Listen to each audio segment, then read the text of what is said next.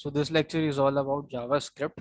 और देखें जावास्क्रिप्ट के अंदर अगर हम देखें कि हम डायरेक्ट कोड पे जंप करते हैं तो this is not good thing. और बिकॉज आज के लेक्चर के अंदर या इसके बाद अगर ये पार्शली मैं रिकॉर्ड करूंगा तो इसके अंदर आप बहुत सारे एसेंशियल्स पहले आपको पता होने चाहिए जावास्क्रिप्ट के। ठीक है, जावास्क्रिप्ट की पावर का अंदाजा होना चाहिए, then you will have fun to learn this language. ठीक है, सबसे पहले हमारे पास हमें ये पता होना चाहिए कि जावास्क्रिप्ट एक्चुअल में क्या करती है।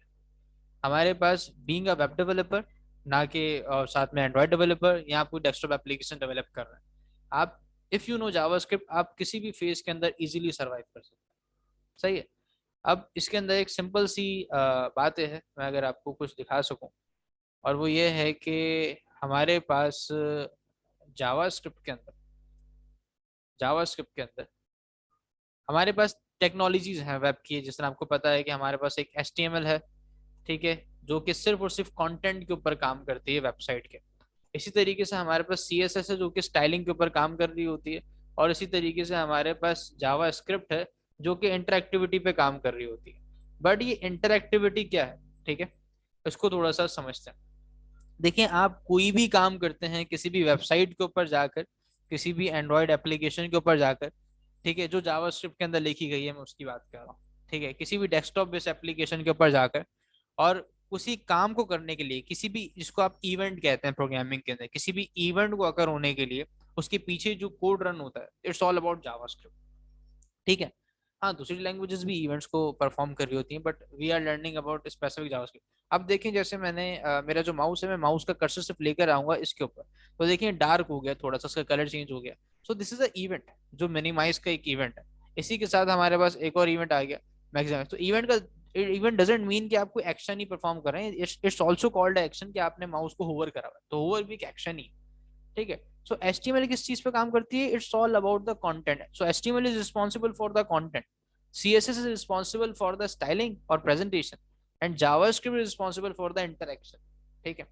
अब इसकी मैं आपको एक और एग्जांपल देता हूँ। आपने बहुत सारी वेबसाइट्स देखी होंगी, ठीक है, उसके अंदर आपने HTML देख लिया, HTML से कंटेंट सेट हुआ हुआ है, CSS से प्रेजेंटेशन सेट हुई है। बट आपने देखा होगा उस वेबसाइट के अंदर डायनेमिकली वैल्यूज चेंज हो रही है, डेटा चेंज हो रहा है डायनेमिकली चेंज। फॉर सपोज करें एक क्रिकेट की एप्लीकेशन जिसमें क्रिकेट का लाइव स्कोर आ रहा है, आपको HTML भी नजर आ रहा है, बिल्कुल स्ट्रक्चर्ड हुई हुई है, कंटेंट सेट है, CSS भी नजर आ रही है, कलरफुल भी है वेबसाइट।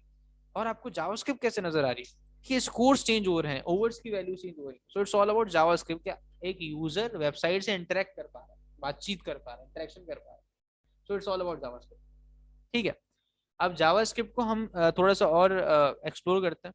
यहाँ पर मैंने आज कुछ चीजें नोट कर ली हैं और इसको गौर से सुन लीजिएगा। ये जावास्क्रिप्ट की बेसिक डेफिनेशन है।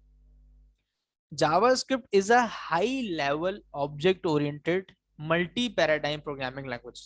बहुत कॉम्प्लिकेटेड डेफिनेशन है अगर पहली दफा समझी जाए तो। अब हम इसको तोड़ते हैं कि हाई लेवल लैंग्वेज क्या है, ऑब्जेक्ट ओरिएंटेड क्या है, मल्टी पैराडाइम क्या है। पहले इसको समझते हैं, फिर दोबारा इस डेफिनेशन पे वापस आते हैं। ठीक है। देखिए, प्रोग्रामिंग लैंग्वेज क्या है, सबसे पहले ये चीज समझो। प्रोग्रामिंग लैंग्वेज एक टूल है जो इंस्ट्रक्शन देता है कंप्यूटर को कोई भी टास्क परफॉर्म करवाने। प्रोग्रामिंग लैंग्वेज क्या है? एक टूल है जो कि इंस्ट्रक्ट करता है कंप्यूटर को या किसी भी कंप्यूटेशनल डिवाइस को कोई भी टास्क परफॉर्म करवाने के लिए। ठीक है। अब जिस लैंग्वेज में आप वो टास्क परफॉर्म कराएंगे, that language is called programming language. आपको किसी मशीन से, किसी कंप्यूटेशनल मशीन से कुछ सर्टेन टास्क परफॉर्म कराना है, आप उसको इंस्ट्रक्शन देंगे। अगर इंस्ट्रक्शन आपकी जुबान में देंगे, वो प्रोग्रामिंग लैंग्वेज है। ठीक है। देन आपके पास आ जाती है high level language. High level language क्या होती है? ठीक है। So we don't have to worry about complex stuff like memory management. मतलब अगर हाई लेवल लैंग्वेज ना हो तो आपको क्या करना पड़े? आपको बाइनरीज को याद करना पड़े। 1011 का मतलब है हेलो, 0011 का मतलब है बाय। तो आपको हर वर्ड टू वर्ड या लेटर टू लेटर बाइनरी याद करनी पड़े। तो कंप्यूटर साइंटिस्ट ने क्या करा, उन्होंने एक हाई लेवल लैंग्वेज बनाई जिसकी बेसिस पे आप क्या करते हैं, हाई लेवल लैंग्वेजेस हैं बहुत सारे जिनकी बेसिस पे आपको बाइनरी कोड याद नहीं करने पड़ते। दे डिजाइंड लैंग्वेजेस फॉर यू, ताकि आप उन लैंग्वेजेस को लर्न करें और उनके बाइनरी कोड्स, उनके आस्की कोड्स, उनके UTF अवेलेबल हैं जो कि ट्रांसलेट करते हैं थ्रू कंपाइलर और इंटरप्रेटर। ठीक है। आपको बस हाई लेवल लैंग्वेजेस पढ़नी होती है। तो इसमें यही बात करी गई है कि हाई लेवल लैंग्वेजेस के आने के बाद आपको परेशान होने की जरूरत नहीं होगी कि भाई ये चीज मेमोरी में किस तरह स्टोर करेंगे, इसका असेंबली लैंग्वेज की इंस्ट्रक्शन क्या होगी, इसका बाइनरी कोड क्या होगा। वो हाई लेवल लैंग्वेज कंपाइलर खुद उसको मैनेज कर रहा होता है। असेंबलर उसको खुद मैनेज कर रहा होता है, ठीक है। सो हमारी जो जावास्क्रिप्ट है बेसिकली एक हाई लेवल लैंग्वेज है, ठीक है। तो अगर जावास्क्रिप्ट हटा दी जाए और आपको 100 उस पे ले जाए तो आप कभी भी याद नहीं कर सकते उसको, उस पर कभी भी आप प्रोग्राम नहीं कर सकते, आप कंफ्यूज हो जाएंगे।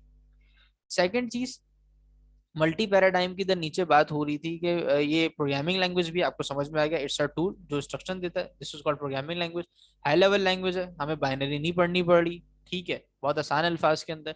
ऑब्जेक्ट ओरिएंटेड है, मतलब हम अपना डेटा इधर ऑब्जेक्ट्स की शक्ल में स्टोर करवा रहे होते हैं, इसलिए हम जावास्क्रिप्ट को ऑब्जेक्ट ओरिएंटेड भी कहते हैं। जावास्क्रिप्ट को ऑब्जेक्ट ओरिएंटेड हम क्यों कहते हैं?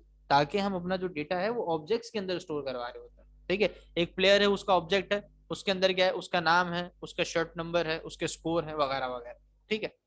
तो हमने एक पूरे ऑब्जेक्ट में उसका डेटा स्टोर करा दिया। देन हम आगे बढ़ते हैं, अगर हम देखें जरा, और उसके अंदर हमारे पास मल्टी पैराडाइम है। मल्टी पैराडाइम का मतलब क्या है कि बहुत फ्लेक्सिबल है, बहुत वर्सेटाइल लैंग्वेज है, that we can use all kind of different programming style such as imperative and declarative. यानी जावास्क्रिप्ट मल्टी पैराडाइम है, इतनी वर्सेटाइल है कि आप इसमें इंपेरेटिव भी यूज कर सकते हैं और डिक्लेरेटिव भी यूज कर सकते हैं।